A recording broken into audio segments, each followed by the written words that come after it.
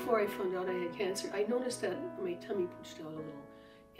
And I haven't ever had a weight problem, so it didn't seem completely normal to me. But I thought, I'm sure it couldn't be cancer, because if I did have a tumor that were big enough for me to see something, I thought surely it would have invaded an organ and I have symptoms. And I had no symptoms. I felt great. I was biking to work almost every day over that summer, and I really felt strong and healthy. But I thought, well, when I go to see my primary care doctor for my routine checkup in the fall, in October, I thought, I'll ask him about it. So I did. And he said, oh, you're probably just like me. I never gain any weight, but every year I have to open my belt another notch. And so I thought, well, okay, he's telling me it's fat, and I don't like that, but I can live with it. I didn't sleep well that night, and I thought, oh, I'm sure I don't have ovarian cancer, but I'll just go see my gynecologist just to set my mind at rest. So I saw him at the end of October. That was 2000.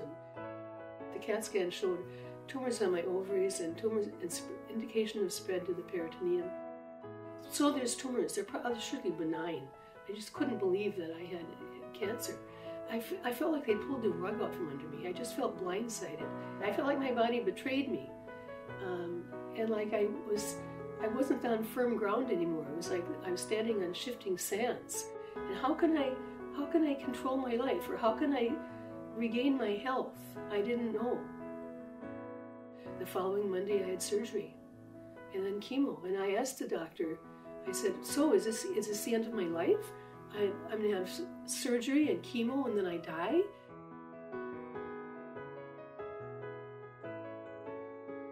My doctor is Dr. Leach, and he's a wonderful doctor, and he always has given me the sense that he's in my corner and he's going to bat for me, and he even lets me participate in treatment decisions to some reasonable extent. The nurses and the concierges and the doctors really have a lot of expertise and skill. They all really treat you like you're a part of their family. When I first had the cancer, I didn't expect to still be living at this far out. So, because of Park Nicollet and Dr. Leach, I'm still here.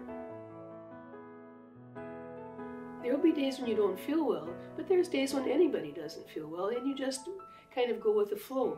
But then there will be days when you feel fine or okay, and relish that day, and just focus on the time you're in right now. When I think of my future, and if I push aside thoughts of cancer, I think of gardening and I think of grandchildren. I want to celebrate my grandchildren's birthdays and baseball games and school performances, and I want to be a part of their life. And Park Nicollet, by keeping me alive, has enabled me to see my grandchildren.